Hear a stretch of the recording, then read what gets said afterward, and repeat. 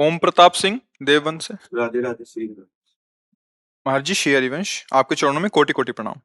महाराज जी, ठाकुर जी की इच्छा से हमारा कार्य क्षेत्र राजनीति बना है, तो हमारे समर्थक या शुभचिंतक जो लोग हमें राजनीति में सपोर्ट करते हैं, वो हमसे उम्मीद रखते हैं कि हम भी उनके मान सम्मान में या विपत्ति में समय पे उनका साथ दें। लेकिन कुछ स्थिति ऐसी आ जाती है जिसमें समर्थक दोषी हो, तब भी उनका साथ देना पड़ता है। तो ऐसी स्थिति में क्या करना चाहिए जो राजधर्म भी बचा रहे और समर्थक भी बचा रहे? कृपया मार्गदर्शन करेंगे, धर्म को पहचानने के लिए आशीर्वाद दें।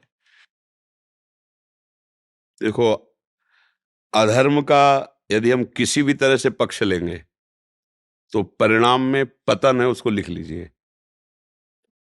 भीष्म पितामह जैसे महात्मा और ब्रह्मचारी और घोर तपस्वी राजमहल में रहकर आजीवन ब्रह्मचर्य रहना बहुत बड़ी बात है, कोई छोटी मोटी बात नहीं। चक्रवर्ती सम्राट पद को ठुकरा करके दासत्व स्वीकार करना, कोई भी हस्तिनापुर के सिंहासन पर बैठेगा उसका मैं दास रहूंगा, ये बहुत बड़ी बात है। इतना बड़ा महात्मा, इतना बड़ा राजनीतिक जब अधर्म का साथ दिया तो नीचा देखना पड़ा। नहीं, कोई विश्व में ऐसा धनुर्धर पैदा ही नहीं हुआ कि परशुराम शिष्य भीष्म को कोई परास्त कर सके। लेकिन बाणों की सैया पर 6 महीने सोना पड़ा। तो उन्होंने द्रौपदी से कहा कि मेरे शरीर में अधर्म का रक्त बन गया था, वो सब निकल गया है, अब मुझे दिव्य ज्ञान प्राप्त है, अब मैं भगवान के धाम को जाऊंगा। तो यदि कोई अधर्माचरण कर रहा है और मेरा सहयोगी है तो मुझे उससे पहले अधर्माचरण से मुक्त करने की सलाह देनी चाहिए। अगर आप ऐसा ही करते रहे तो आप भले मुझे सपोर्ट करें या ना करें, मैं आपको सपोर्ट नहीं करूंगा। इतनी हिम्मत होनी चाहिए। अगर ये हिम्मत है कि ये अधर्माचरण करने वाला हमारा सपोर्ट करेगा तो विजय होगी, वो विजय विजय नहीं होगी, वो हार ही होगी। परिणाम में तुम्हें अशांति और दुख मिलेगा। अगर धर्म के द्वारा, पक्का समझ लेना, जहां कहीं झंडा झूम रहा है ना, वो धर्म के कारण झूम रहा है, किसी का भी झूम रहा हो, चाहे वो पुण्यात्मा हो, चाहे महात्मा हो, चाहे वो गृहस्थ हो, चाहे कोई हो। धर्म का जब तक पालन नहीं होगा तब तक माना थोड़ी देर के लिए वो प्रकाश होगा पर स्थायी नहीं होगा, परिणाम उसका सही नहीं होगा। तो हम ये तो कभी कह ही नहीं सकते कि अधर्माचरण करने वाले का हम मित्रत्व स्वीकार करें या उसको सहयोग करें। हमारा मित्र वही है जो कुपथ निवार सुपंथ चलावा। कुमार्गगामी मित्र को कुमार्ग से हटाकर सुमार्ग में चलाना, ये मित्र का कर्तव्य होता है। उसके कुमार्ग को पुष्ट करके अपना काम बनाना, ये शत्रुता का काम होता है, मित्रता का कार्य तो होता नहीं। तो आप भी उसके साथ मित्रता का व्यवहार ना करके शत्रुता का व्यवहार करेंगे यदि गलत आचरण करने वाले को आप सपोर्ट करते हैं तो। क्योंकि अगर वो किसी तरह से असहाय होता है और तुम्हारी बात मान जाता है, अधर्म छोड़ देता है, तो उसका मंगल हो जाएगा। ये कुछ दिन का कार्य क्षेत्र है मनुष्य जीवन का। हम राजनीति का नहीं कहते, मनुष्य जीवन का कुछ समय का है। अब कितना समय पता नहीं। उतने में यदि हमारी कमाई केवल व्यवहारिक, सांसारिक और अधार्मिक हुई तो हाथ क्या लगा हमारे। इसको धर्म पूर्वक भी किया जा सकता है। और अगर धर्म से चलोगे तो भगवान तुम्हारे साथ हैं, और भगवान जब साथ हैं तो जहां भगवान है धर्म है वहीं विजय है।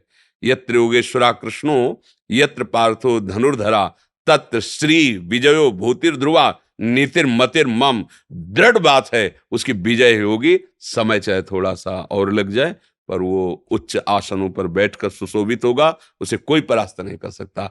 और जो अधर्माचरण पापात्मा है कुछ काल तक झूम सकती है, मानते हैं। वो कब तक? जब तक उसके पुण्य साथ दे रहे हैं। नहीं, वास्तविक बात है वो धूल धूसरित हो जाएगा, किसी काम का नहीं रहेगा। आज तक का प्रमाण है, कोई अधर्माचरण करने वाला आदि अंत तक झंडा नहीं फहरा पाया। मिट्टी में मिलना पड़ा है उसको, धूल धूसर, मुंह के बल उसी मिट्टी में गिरना पड़ा है। और धर्म के बल चलने वाला लड़खड़ा सकता है, लेकिन एक दिन ऐसा मजबूत खड़ा होगा कि उसे कोई गिरा नहीं सकेगा। इसलिए मेरी प्रार्थना है कि राजनीति में चलिए, ये भी हमारे भगवान की सेवा है। लेकिन अपने सुख के लिए दूसरों के सुख का हनन करने वाला कभी उन्नति को प्राप्त नहीं हो सकता है। सूत्र लिख लीजिए। जो अपने सुख के लिए, दुर्योधन के पक्ष में ऐसे महात्मा थे कि उसकी हार हो जाए ऐसा संभव नहीं। कृपाचार्य समस्त विद्याओं के पारंगत, द्रोणाचार्य समस्त विद्याओं के पारंगत, अश्वत्थामा दिव्य तेजस्वी ब्राह्मणत्व से युक्त। कैसे कैसे महापुरुष उसके साथ, 11 अक्षौणी सेना है। एक अक्षौणी तो नारायणी सेना है द्वारिका की, जो अजेय है। लेकिन श्री कृष्ण चंद्रजू का केवल आश्रय, धर्म का आश्रय, तो विजय हुई कपिध्वज अर्जुन की, उसकी विजय हुई। थोड़ा सा समय बढ़ा, काट के फेंक दिया, उन सबको परास्त कर दिया। इसलिए मुझे शास्त्रों से और संतों से जैसी बात समझ में आई है कि धर्म का आश्रय लेकर चलने वाला थोड़ी देर के लिए लड़खड़ा सकता है, लोग कह सकते हैं ऐसा कि, लेकिन एक समय ऐसा आएगा कि वही चमकेगा, वही विजय को प्राप्त होगा। इसलिए राजनीति भक्ति है, प्रजा की सेवा करना, देश की आन बान शान पे मरना, ये साधारण कोई खेल नहीं है। देखो ना, वंदे मातरम, फांसी का फंदा चुन, 2 लड़के चुने जा रहे हैं गुरु गोविंद सिंह के दीवाल में, और वो कह रहे हैं अन्य धर्मावलंबी स्वीकार कर मेरी बात को। न बच्चे मान रहे और न गुरु गोविंद सिंह मान रहे हैं, सामने चुन दिए गए। ये है अपनी देश की भक्ति।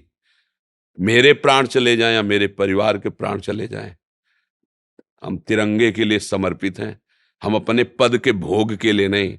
हम अपने अगर देश के 10 लोगों की सेवा कर ली तो हम भारत की सेवा कर रहे हैं। अपने देश के 10 लोगों को सुख पहुंचा पा रहे हैं तो हम भारत के किसी कोने में सेवा में आ गए। जो भी पद है वो हमारे भारतीय जनों को सुख पहुंचाने के लिए है। दूसरों के सुख का अपहरण करके कोई भी पद कभी उन्नति को प्राप्त नहीं होता। इसलिए भगवान का आश्रय रखो, धर्म से चलो, तो सदैव मंगल ही मंगल होगा। ये हम शास्त्रीय और संत महात्माओं और धर्मात्माओं के अनुभव को मिलाकर आपसे बात कर रहे हैं। समझ में आया? कोई प्रश्न इसमें?